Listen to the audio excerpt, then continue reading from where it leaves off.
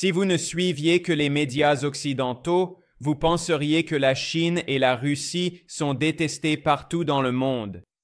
Les gouvernements occidentaux et les médias d'entreprise présentent la Chine et la Russie comme des États impopulaires, isolés et voyous.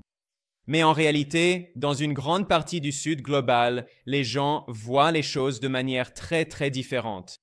Et je tiens à souligner que lorsque nous parlons du Sud global, nous parlons en fait de la majorité mondiale. Les pays occidentaux du Nord global, qui ont colonisé la majeure partie du monde, ne représentent que 14% de la population mondiale. 86% de la population mondiale se trouve dans le Sud global. Ils constituent la majorité mondiale. Et de nombreux pays qui composent cette majorité mondiale ont en réalité une opinion assez positive de la Chine et de la Russie. C'est particulièrement le cas en Amérique latine, une région où les États-Unis sont intervenus militairement dans presque tous les pays et où le gouvernement américain a soutenu des dizaines de coups d'État contre des gouvernements démocratiquement élus en Amérique latine, tentant d'imposer son hégémonie impériale sur la région. Et aujourd'hui, on voit de plus en plus de responsables du gouvernement américain, en particulier sous l'administration de Donald Trump, invoquer la doctrine coloniale de Monroe, vieille de 200 ans, pour affirmer que l'Amérique latine serait soi-disant l'arrière-cour de Washington et que les États-Unis devraient contrôler la région. Le gouvernement américain viole constamment la souveraineté des pays d'Amérique latine. Il est donc tout à fait compréhensible que de nombreux pays de la région approfondissent leur partenariat avec la Chine et la Russie, car ils constatent que Pékin et Moscou respectent réellement leur souveraineté et les ont soutenus de manière concrète à de nombreuses reprises, contrairement à Washington qui ne leur a causé que du tort. Et un exemple parfait de cela est le Nicaragua. C'est un pays d'Amérique centrale qui a été envahi 3 fois par les États-Unis. Et des années 1930 jusqu'en 1979, les États-Unis ont soutenu une dictature familiale de droite brutale au Nicaragua, la dynastie Somoza, qui a gouverné le pays d'une main de fer au service des intérêts économiques américains. Et dans les années 1970, le peuple nicaraguayen a pris les armes et mené une lutte révolutionnaire contre la dictature de droite des Somoza, soutenue par les États-Unis. Et en 1979, le Front sandiniste de libération nationale, une organisation de gauche, a renversé cette dictature soutenue par les États-Unis et lancé une révolution. Et immédiatement après la victoire du peuple nicaraguayen qui venait de retrouver sa souveraineté, le gouvernement américain a mené une nouvelle guerre contre le Nicaragua en utilisant la CIA pour armer et former un groupe terroriste d'extrême droite, les Contras, qui ont eu recours à des tactiques de terreur extrêmes et ont incendié des écoles et des hôpitaux pour tenter de renverser le gouvernement révolutionnaire sandiniste. Un ancien commandant des Contras, soutenu par les États-Unis, a publié un article très révélateur dans le New York Times en 1986 intitulé « La terreur est l'arme la plus efficace des Contras du Nicaragua ». Cet article a été écrit par Edgar Chamorro, issu de l'une des familles les plus puissantes et les plus riches du Nicaragua, et il a reconnu avoir auparavant dirigé les Contras. Mais il a démissionné parce que, selon ses propres mots, les Contras étaient et sont une armée par procuration contrôlée par le gouvernement américain. Si le soutien des États-Unis était interrompu, il serait non seulement incapable de mener la moindre activité militaire contre les sandinistes, mais commencerait également à se désintégrer immédiatement. J'ai démissionné plutôt que de continuer à être une marionnette de la CIA. Fin de citation. Cet ancien commandant des Contras a également admis que, je cite, « c'était une politique préméditée de terroriser les civils non combattants afin de les empêcher de coopérer avec le gouvernement. » Fin de citation. Et il a décrit certains des crimes horribles commis par ces marionnettes de la CIA. Il a également admis que les Contras étaient dirigés par l'ancienne garde nationale de la dictature de Somoza, la dynastie familiale de droite qui était un régime fantoche soutenu par les États-Unis pendant plus de 40 ans. Encore une fois, cet écrivain venait de l'une des familles oligarchiques de droite les plus puissantes du Nicaragua et il était farouchement anti-sandiniste. Il était, rappelons-le, un commandant des contras, mais il a dû admettre la vérité. Dans cet article, il a écrit que les sandinistes, je cite, « ont réalisé d'énormes progrès dans l'éducation, le logement et la santé. Malheureusement, les contras brûlent les écoles, les maisons et les centres de santé aussi vite que les sandinistes les construisent. Il faut reconnaître aux sandinistes d'avoir créé pour la première fois dans l'histoire du Nicaragua une véritable atmosphère d'égalité. En revanche, les contras, qui étaient mes collègues, parlaient surtout de retrouver leur richesse perdue et leur statut privilégié. » Fin de citation. Cet article a été écrit en 1986, mais tout ce qu'il a dit reste encore très pertinent aujourd'hui. En 2018, le gouvernement américain a soutenu une autre tentative de coup d'État d'extrême droite, très violente au Nicaragua, qui visait à renverser le gouvernement sandiniste. Ce coup d'État a été appuyé par de nombreuses forces oligarchiques de droite au Nicaragua, les mêmes qui cherchent désespérément à renverser les sandinistes, à inverser la révolution, à privatiser les systèmes de santé publique et d'éducation publique gratuite, à réduire les dépenses des vastes programmes sociaux qui ont aidé les Nicaraguayens pauvres et issus de la classe ouvrière. Et le gouvernement américain a fortement soutenu ces forces extrémistes. Pendant ce temps, alors que les États-Unis terrorisent le Nicaragua, l'envahissent et violent sa souveraineté, non seulement depuis des décennies, mais littéralement depuis des siècles. Savez-vous ce que la Chine fait au Nicaragua? La Chine a massivement investi dans la construction d'infrastructures. Ainsi, la Chine, en partenariat avec le Nicaragua, construit un immense aéroport international. La Chine a offert au Nicaragua des centaines de nouveaux bus ultramodernes pour aider à développer les transports publics. La Chine a aidé le Nicaragua à développer ses ports afin qu'il puisse renforcer ses échanges commerciaux avec d'autres pays et ne soit plus totalement dépendant du commerce avec les États-Unis, comme cela a été historiquement le cas. La Chine aide le Nicaragua à construire une immense centrale solaire afin qu'il puisse disposer de plus d'énergie renouvelable et être moins dépendant des importations de pétrole. Et la Chine aide également le Nicaragua à construire de grands ensembles de logements sociaux. Et en juillet 2025, le Nicaragua vient d'inaugurer une nouvelle communauté de logements sociaux, comprenant 920 maisons qui ont été construites avec le soutien de la Chine, avec des matériaux offerts en cadeau par la Chine en signe de solidarité avec le peuple nicaraguayen à l'occasion de l'anniversaire de la révolution sandiniste. Et il prévoit de construire des milliers d'autres maisons. Ceci n'est qu'un exemple d'une nouvelle communauté de logements qui a permis à des milliers de familles nicaraguayennes issues de milieux pauvres et ouvriers d'accéder à un logement digne.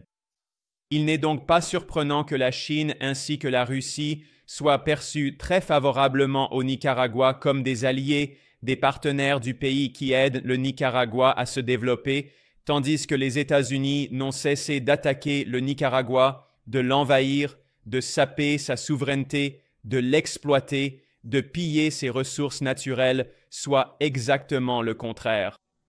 Et le président du Nicaragua, Daniel Ortega, qui est le leader de la révolution sandiniste, a prononcé un discours lors d'une célébration anniversaire le 19 juillet, célébrant le 46e anniversaire de la révolution sandiniste. Et il a parlé du fait que la Chine et la Russie ont été de proches amis du Nicaragua et qu'elles ont aidé le pays à défendre sa souveraineté face aux attaques constantes de l'Empire américain. En contraste frappant avec le récit de propagande que nous entendons de la part des médias d'entreprises occidentaux qui se contentent de régurgiter ce que disent les gouvernements occidentaux, le président Ortega a soutenu que, du point de vue de l'Amérique latine, la Chine et la Russie sont des forces de paix et de stabilité dans le monde qui contribuent à instaurer un équilibre dans un monde multipolaire face à la domination unipolaire mondiale des États-Unis. Écoutez cet extrait du discours du président Ortega. Et juste une précision, j'ai utilisé l'intelligence artificielle pour traduire de l'espagnol vers l'anglais, car par le passé, j'ai mis des sous-titres, mais parfois, certaines personnes se sont plaintes. Ils disent qu'ils préfèrent écouter plutôt que de lire les sous-titres. J'ai donc utilisé la technologie de l'IA pour traduire afin que ce soit toujours la voix du président Ortega. Vous pouvez entendre à quoi il ressemble réellement, mais traduit en anglais. La République populaire de Chine et la Fédération de Russie, elles veulent la paix pour le monde. Elles promeuvent la paix pour le monde. Elles promeuvent la solidarité pour le monde. Elles promeuvent l'aide pour les peuples. Et même face à la situation mondiale profondément difficile et complexe qui prévaut actuellement, marquée par diverses tensions géopolitiques et de grandes complexités internationales, nous constatons que des puissances comme la République populaire de Chine et la Fédération de Russie avancent activement et avec détermination dans leurs efforts dévoués pour rechercher et instaurer une paix durable, promouvant constamment un environnement mondial plus stable et harmonieux à travers leurs initiatives diplomatiques et leurs actions de collaboration. À présent, cette immense célébration du 46e anniversaire de la révolution sandiniste, qui s'est tenue au cœur de la capitale nicaraguayenne, Managua, a réuni des représentants diplomatiques de nombreux pays, dont la Chine, la Russie, la Palestine, le Vietnam, le Venezuela, Cuba, le Honduras, le Burkina Faso, l'Algérie, la Turquie, la RPDC, la Biélorussie, la Côte d'Ivoire et le Myanmar. Le Nicaragua a remercié ces pays d'être des amis de l'Amérique latine qui ont aidé la région à défendre sa souveraineté et à se développer économiquement malgré les ingérences et attaques constantes des États-Unis. Et dans ce discours, le président Ortega a rappelé une partie de l'histoire du colonialisme occidental au Nicaragua, remontant à la colonisation espagnole. Des impérialistes, des colonialistes venus d'Europe pour s'emparer des terres sacrées et ancestrales de nos ancêtres, pour les menacer de mort s'ils ne se faisaient pas baptiser, pour les menacer de mort s'ils ne remettaient pas tout l'or, et ils étaient officiellement envoyés par les puissants rois d'Espagne, et ils continuent à commettre ces actes, les impérialistes européens. Le président Ortega a souligné que l'Amérique centrale a obtenu son indépendance du colonialisme espagnol en 1821. Cependant, quelques décennies plus tard seulement, l'Empire américain a remplacé l'Empire espagnol, et l'Empire américain a également tenté de coloniser l'Amérique centrale. Et en 1855, un chef mercenaire américain nommé William Walker, qui n'était qu'un type blanc ordinaire des États-Unis, un colonialiste fervent, croyant à l'idée de la destinée manifeste, la doctrine coloniale américaine, a rassemblé une armée de mercenaires et a envahi le Nicaragua en 1855, se proclamant soi-disant président du Nicaragua sans avoir été élu. Encore une fois, ce colonialiste venu des États-Unis a prétendu être le président et il a rétabli l'esclavage au Nicaragua qu'il avait pourtant aboli. D'ailleurs, l'Amérique centrale avait aboli l'esclavage dès 1824. Les soi-disant États-Unis éclairés et soi-disant démocratiques n'ont aboli l'esclavage que 41 ans plus tard, en 1865, après la brutale guerre de sécession, bien sûr. Et de nombreux colonialistes comme William Walker avaient beaucoup profité de l'esclavage et voulaient étendre l'esclavage à d'autres parties du monde en même temps qu'ils étendaient l'Empire américain. Ce mercenaire américain qui s'est imposé comme dictateur du Nicaragua a instauré l'esclavage. Il a finalement été vaincu lors d'une guerre locale et expulsé, mais avant de quitter le pays, il a incendié la grande ville nicaraguayenne de Granada. Ici, le président Ortega rappelle une partie de cette histoire. En 1821, l'indépendance totale a finalement été obtenue. Et en 1855, imaginez, les Yankees sont descendus sur nous. William Walker nous a envahis. Ils sont venus pour s'emparer du fleuve San Juan, une voie navigable importante et vitale, et ont collaboré étroitement avec diverses entreprises et sociétés américaines. Puis, en 1912, l'armée américaine a occupé directement le Nicaragua, le transformant en gros en une colonie officieuse des États-Unis pendant 2 décennies. Cependant, un chef révolutionnaire nicaraguayen nommé Augusto César Sandino, a créé une armée de guérilla appelée l'Armée de défense de la souveraineté nationale du Nicaragua et il a mené une guerre de guérilla contre les occupants coloniaux américains pendant plusieurs années. Et en 1933, Sandino a vaincu l'Empire américain et il a expulsé de force l'armée américaine. C'est de là que vient le nom sandiniste. Les sandinistes sont les partisans de Sandino. Cependant, bien que l'armée américaine ait été expulsée, le Nicaragua n'a pas pu protéger sa souveraineté car un an plus tard, en 1934, Sandino a été trahi et assassiné par une marionnette des États-Unis, Anastasio Somoza, qui était le chef de la garde nationale du Nicaragua, créée par l'armée américaine. Et Somoza avait été éduqué aux États-Unis. Il venait d'une famille oligarchique de droite très riche au Nicaragua qui soutenait l'Empire américain et il est devenu un dictateur qui a gouverné le Nicaragua en tant que marionnette des États-Unis jusqu'à sa mort, puis son fils a pris la relève et la dynastie corrompue de droite des Somoza a contrôlé le Nicaragua jusqu'à la victoire de la révolution sandiniste en 1979. Et enfin, après tant de décennies de lutte pour sa liberté face au colonialisme américain, les sandinistes ont pu restaurer la souveraineté du Nicaragua. C'est pourquoi il s'appelait le Front sandiniste de libération nationale. Il voulait la libération nationale du colonialisme américain.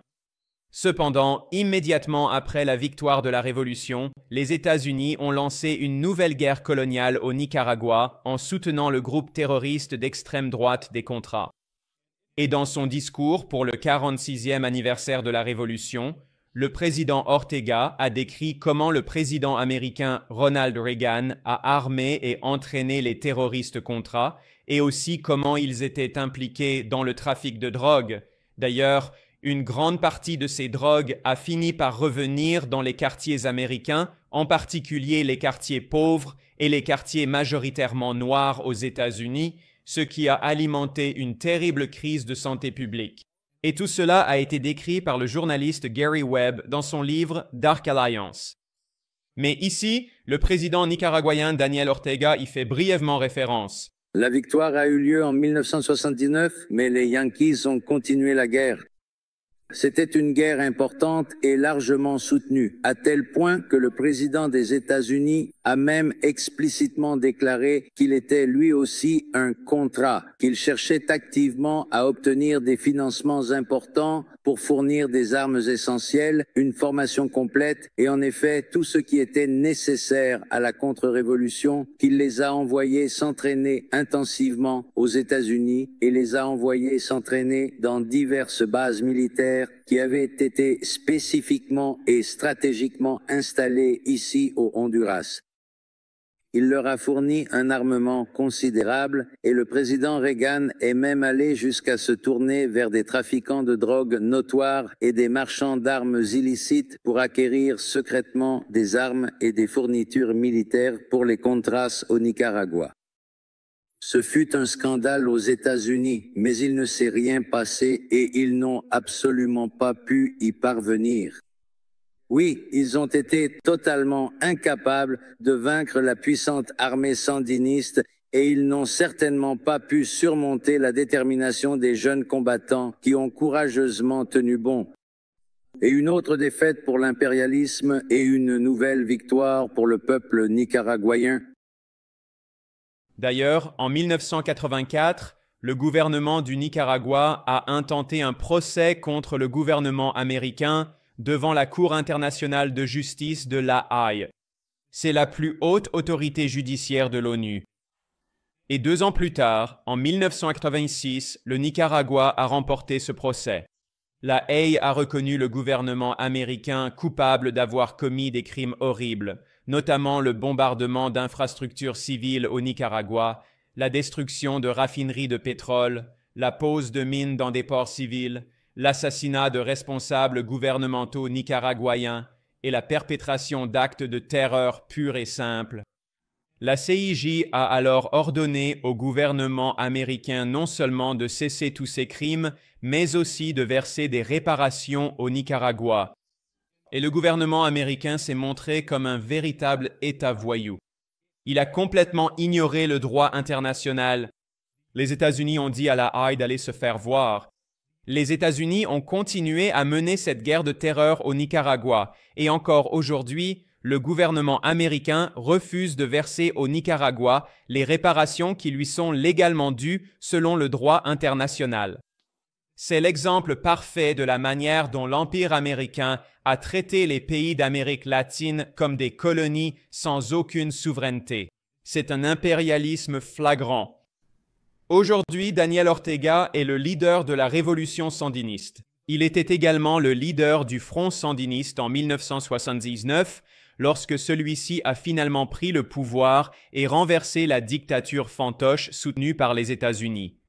Et dans ce discours, il a rappelé comment, dans les années 1970, les sandinistes avaient été inspirés à mener leur propre révolution en s'appuyant sur l'exemple de plusieurs autres révolutions à travers le monde. Il a mentionné l'exemple d'Haïti. Haïti a connu la toute première révolution victorieuse dans la région d'Amérique latine et des Caraïbes, et cela contre le colonialisme français, mais aussi contre l'esclavage. Et le président Ortega a rappelé comment, après que Haïti ait mené cette glorieuse révolution, Haïti a également soutenu le général révolutionnaire anticolonial Simón Bolívar en Amérique du Sud, alors qu'il menait une autre guerre anticoloniale contre l'Empire espagnol. La façon dont on parle d'Haïti de nos jours et comment cette nation historiquement significative, Haïti, est souvent maltraitée et incomprise aujourd'hui. C'était à une époque où aucun pays de toute l'Amérique latine ni de toute la région des Caraïbes n'avait encore obtenu son indépendance. Aucun d'entre eux n'avait réussi à obtenir pleinement son indépendance face aux puissantes puissances coloniales espagnoles ou françaises. Haïti a été le premier à vaincre les Français et à les expulser d'Haïti. Et les dirigeants de la lutte en Haïti, faisant preuve d'une grande solidarité, ont apporté leur soutien à Bolivar parce que Bolivar ne disposait pas de beaucoup de ressources. Et il est arrivé en Haïti où ils l'ont accueilli chaleureusement et lui ont donné des armes et des navires. Puis Bolivar n'a cessé d'évoluer et de grandir jusqu'à transformer cette armée en la plus puissante de la région, ce qui a été fondamental pour l'indépendance de l'Amérique centrale et la défaite des Espagnols. Et d'ailleurs, après que Bolivar ait mené une guerre anticoloniale contre l'Empire espagnol dans les années 1820, il en est également venu à la conclusion que l'Empire américain cherchait simplement à remplacer les anciens empires européens. Et dans une lettre de 1829, Simón Bolívar a écrit, je cite, « Les États-Unis semblent destinés par la Providence à tourmenter l'Amérique de misère au nom de la liberté. » Fin de citation. Et d'ailleurs, quand il parle de l'Amérique, il veut dire l'Amérique latine. Parce qu'en Amérique latine, on n'appelle pas les États-Unis Amérique, comme le font certains politiciens américains. Le terme Amérique désigne l'ensemble du continent américain, pas seulement les États-Unis. Il est donc clair que l'impérialisme américain s'inscrit dans la continuité du colonialisme européen. Mais pour revenir au sujet des révolutions qui ont inspiré les sandinistes, lors de son discours pour l'anniversaire, le président Ortega a également salué la révolution algérienne, au cours de laquelle le peuple algérien a conquis son indépendance chèrement acquise face à l'Empire français en 1962. Et il y avait des représentants du gouvernement algérien qui ont été honorés lors de cette célébration anniversaire au Nicaragua. Et le président Ortega a également salué la révolution russe de 1917 et la révolution chinoise de 1949 comme des influences pour la révolution sandiniste. En Chine, une révolution gigantesque avait déjà eu lieu, menée par ce grand dirigeant qui reste toujours présent dans nos pensées, dans nos idées, Mao Zedong. Nous sommes inspirés par la révolution russe, la grande révolution chinoise, un moment charnière à cette époque. Il n'y avait pas eu d'autre révolution, aucune révolution plus grande avec un impact aussi énorme, aussi mondial, Des représentants du Parti communiste chinois et de la Fédération de Russie ont prononcé des discours lors de cette célébration, marquant le 46e anniversaire de la révolution sandiniste. Et le président Ortega a souligné que cette année, 2025, marque le 80e anniversaire de la victoire sur le fascisme pendant la Seconde Guerre mondiale. Et le président Ortega a insisté sur le fait que, pendant la Seconde Guerre mondiale, le fascisme n'a pas été vaincu par l'Occident, le fascisme a été vaincu par l'Union soviétique et la Chine. Et je dois rappeler aux gens que plus de 26 millions de soviétiques sont morts dans l'effort héroïque pour vaincre l'Allemagne nazie. Comparez cela aux seulement 400 000 morts aux États-Unis et au Royaume-Uni. Et les 3/4 de toutes les pertes nazies ont eu lieu sur le front de l'Est dans la lutte contre l'Union soviétique. De plus, les historiens estiment que jusqu'à 20 millions de Chinois sont morts pendant la Seconde Guerre mondiale. Et la Chine a mené l'essentiel des combats contre l'Empire japonais fasciste, qui était allié à l'Allemagne nazie et à l'Italie fasciste. Mais cet effort héroïque a été largement oublié en Occident, et les gouvernements occidentaux prétendent qu'ils ont été les véritables vainqueurs de la Seconde Guerre mondiale. Dans son discours, le président Ortega a soutenu que l'Occident n'a jamais pardonné à la Chine et à la Russie d'avoir vaincu le fascisme. Et il a soutenu que la raison pour laquelle l'Europe se remilitarise aujourd'hui et augmente massivement ses dépenses militaires, c'est parce qu'elle se prépare à la guerre, non seulement contre la Russie, mais aussi contre la Chine. Et d'ailleurs, lors du sommet de l'OTAN en 2025, le président américain Trump a forcé les pays européens à accepter de plus que doubler leurs dépenses militaires, passant de 2% à 5% du PIB, ce qui est plus que ce que la plupart des pays européens consacrent à l'éducation. Et pourquoi investissent-ils autant d'argent dans l'armée? Parce qu'évidemment, ils se préparent à la guerre. Les impérialistes européens parlent d'investir des millions de dollars dans le but de faire la guerre pour tenter de détruire la Russie et essayer de détruire la Chine. Et maintenant, justement, cette année, on a commémoré le 80e anniversaire de l'écrasante défaite des nazis, de Hitler, et ils ont été vaincus par l'armée soviétique. Et l'armée chinoise, la Chine et la Russie ont vaincu le fascisme. En poursuivant son discours, le président Ortega a soulevé un autre point très important, à savoir que le fascisme trouve ses racines dans le colonialisme européen. Pour beaucoup de personnes dans le Sud global, ils considèrent les régimes fascistes de l'Allemagne nazie et de l'Italie de Mussolini comme suivant directement les traces des empires européens.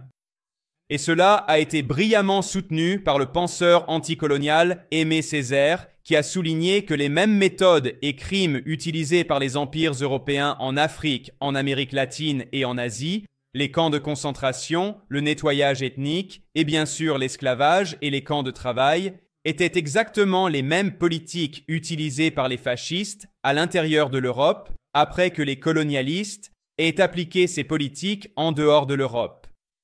Ainsi, le président Ortega souligne que le colonialisme européen et l'asservissement, ainsi que la traite de millions d'Africains par les empires européens, tout cela était du fascisme avant même qu'on ne l'appelle ainsi. Le fascisme et le nazisme trouvent leurs racines en Europe. C'est l'Europe qui se targue d'être démocratique, qui se vante de respecter les droits de l'homme. Et ce que l'Europe a fait, c'est se battre entre eux pour s'emparer de l'Afrique, pour s'emparer de l'Asie. Et en colonisant activement de nombreuses nations et diverses régions à travers l'immense continent africain, ces puissantes entités cherchaient à étendre leur influence. Par exemple, la nation française, une puissance européenne majeure, a finalement coûté la vie à des millions de victimes innocentes, un bilan humain véritablement dévastateur. La France, à cette époque, voulait encore s'accrocher à sa possession coloniale de l'Algérie. Et ils l'ont gardée sous contrôle pendant assez longtemps, dépensant d'énormes sommes d'argent et subissant également de nombreuses pertes, car dans les combats, les Algériens étaient des combattants redoutables. Les Européens ont été racistes et ont transmis le racisme à leur peuple, et c'est précisément pour cela que les Européens ont commencé, assez calmement, à transformer peu à peu en bêtes sauvages nos frères d'Afrique. Les familles, leurs parents, chaque fois qu'ils étaient capturés, étaient emmenés dans des foires de vente pour être proposés afin que les Européens puissent les acheter et les transformer en esclaves. Et un esclave n'était pas, comme cela a été dit ici auparavant, un domestique ou un employé. Non. Un esclave n'avait absolument aucun droit inhérent à la vie lorsqu'il était tragiquement vendu à une famille européenne ou lorsqu'il était ensuite vendu à différentes familles nord-américaines. Ce sont des crimes que nous ne pouvons pas oublier, que nous ne devons surtout pas oublier, d'autant plus lorsqu'il s'agit de crimes qui se répètent à notre époque, à une ère où l'on parle tant des droits de l'homme, où l'on parle tant de démocratie. Et en parlant des guerres occidentales, un autre point très important dans le discours du président Ortega était l'importance de la solidarité internationale avec la Palestine. Depuis le tout début de la révolution sandiniste, le Nicaragua a toujours maintenu une forte solidarité avec le peuple palestinien dans sa lutte contre le colonialisme israélien, soutenu d'abord par les empires européens, puis par l'empire américain. C'est en fait l'Empire britannique qui a donné son feu vert à la colonisation de la Palestine, qui avait été colonisée par l'Empire britannique. Dans la déclaration Balfour de 1917, l'Empire britannique a préparé le terrain pour la création du régime colonial israélien. Mais à mesure que l'Empire britannique déclinait et que l'Empire américain prenait sa place en tant que hégémon dominant du monde, surtout après la guerre des 6 jours de 1967, Israël est devenu un avant-poste de l'Empire américain. Et le président Ortega a fermement condamné les crimes horribles commis par les États-Unis et Israël à Gaza et a exprimé son soutien total à la Palestine. Les crimes commis contre le peuple palestinien, tuant des milliers d'enfants, des milliers de mères, des familles entières, détruisant complètement les lieux où ils vivent, détruisant des hôpitaux avec des patients à l'intérieur et des médecins à l'intérieur, et avec la complicité des gouvernements européens également pour faire disparaître l'État palestinien. C'est pour l'effacer. Ils l'ont dit très clairement. C'est exactement ce qu'ils ont dit. Ce sont des criminels avoués. Des criminels avoués, bien armés, lourdement armés, puissamment armés par les Européens, armés par les États-Unis, parce qu'ils veulent s'emparer de toute cette région. Le président Ortega a également exprimé la solidarité du Nicaragua avec l'Iran. D'ailleurs, l'Iran a connu sa propre révolution en 1979, en février, quelques mois seulement avant la révolution sandiniste en juillet. Le président Ortega a exprimé sa pleine solidarité avec l'Iran et a également condamné la guerre impérialiste américano-israélienne contre l'Iran. Et un thème que le président Ortega a vraiment fortement souligné, c'est à quel point les Nations Unies sont devenues complètement impuissantes, car elles sont désormais un instrument de l'impérialisme occidental. Les États-Unis ont détruit l'ONU et abusé de leur droit de veto au Conseil de sécurité pour empêcher tout autre pays ou groupe de pays de prendre des mesures que l'Empire américain n'approuve pas. C'est pourquoi le gouvernement américain, sous Joe Biden comme sous Donald Trump, a opposé son veto à plusieurs résolutions du Conseil de sécurité de l'ONU qui appelaient à la paix et à un cessez-le-feu à Gaza. Le président Ortega a mentionné Miguel de Escoto, qui a précédemment été ministre des Affaires étrangères du Nicaragua. C'était un prêtre catholique de gauche qui soutenait la théologie de la libération, bien que l'Église catholique l'ait expulsé parce qu'il était un révolutionnaire.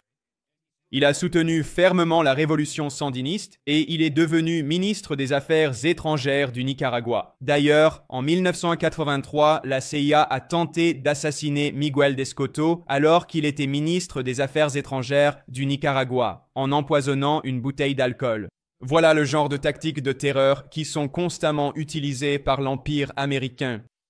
Et en 2008, pendant un an, Miguel Descoto a été président de l'Assemblée générale des Nations unies et il a essayé de réformer l'ONU pour la rendre plus démocratique afin que les anciens pays colonisés du Sud global puissent réellement avoir une voix et que les puissances coloniales occidentales cessent de dominer et de monopoliser l'institution. Et Descoto en est finalement arrivé à la conclusion que l'ONU ne peut pas être réformée. Il n'a pas pu la changer parce que c'est un système pourri de l'intérieur. Il ne s'agit pas des dirigeants individuels, ni des personnes qui travaillent à l'ONU. En tant que structure, elle ne peut pas être réformée et elle doit être refondée. Nous avons besoin de nouvelles Nations unies. Et dans ce discours anniversaire, le président Ortega a demandé: à quoi sert l'ONU si elle ne peut pas empêcher ces crimes horribles contre l'humanité que les États-Unis et Israël commettent à Gaza, ou les guerres impérialistes d'agression que les États-Unis et Israël mènent contre l'Iran, ou l'invasion américaine de l'Irak et de l'Afghanistan, et les attaques contre la Libye, la Syrie et tant d'autres pays? Le président Ortega a déclaré que l'ONU doit être refondée, que nous avons besoin de toutes nouvelles Nations unies qui soient réellement démocratiques et servent véritablement les intérêts de la majorité mondiale. Et que fait l'Organisation des Nations unies? Les Nations unies ne sont rien d'autre qu'un instrument des pays impérialistes, des nations puissantes qui désirent véritablement dominer le monde entier, dominer le monde même, au risque de voir l'humanité disparaître, car elles ne se soucient absolument pas de bombarder et de détruire tout sur leur passage de manière indiscriminée. Que fait l'Organisation des Nations unies pour arrêter la destruction totale et absolue du peuple palestinien et toutes ces situations complexes, difficiles et terribles qui sont vécues? La fin de cette Organisation des Nations unies devra arriver et une nouvelle ONU devra être créée afin que nous puissions disposer d'instruments qui assurent la sécurité de toutes les nations, afin que nous puissions avoir des mécanismes qui, lorsque des peuples sont massacrés, interviennent et mettent fin aux crimes. Voici donc les propos du président du Nicaragua, Daniel Ortega, le leader de la révolution sandiniste. Je pense qu'il est toujours très important d'écouter les discours qu'il prononce chaque année à l'occasion de l'anniversaire, car il offre une perspective que l'on n'entend presque jamais dans les médias d'entreprises occidentaux. Pourtant, ce sont des opinions partagées par de nombreuses personnes à travers le Sud global, qui représentent la majorité mondiale. Et pourtant, elles sont ignorées et réduites au silence par l'Occident impérialiste et par les médias d'entreprise qui ne servent que de porte-voix au régime oligarchique de l'Occident. Et comme je l'ai souligné au début de cette analyse aujourd'hui, dans le Sud global, la vision du monde est très différente. La perception de la Chine et de la Russie est souvent bien plus positive et ils considèrent les États-Unis comme un empire brutal qui viole constamment leur souveraineté, envahit des pays, impose des sanctions et organise des coups d'État ainsi que des opérations de changement de régime. Il est donc très important d'écouter ces points de vue des dirigeants du Sud global. Et ici, à Geopolitical Economy Report, nous nous consacrons à ce type de travail afin de proposer une alternative à la propagande que vous entendez dans les médias d'entreprises occidentaux. Sur ce, je vais conclure. Je suis Ben Norton, rédacteur en chef de Geopolitical Economy Report. Je tiens à remercier tout le monde de m'avoir rejoint aujourd'hui. Merci d'aimer et de vous abonner. Merci de partager ceci. Je vous retrouve tous la prochaine fois.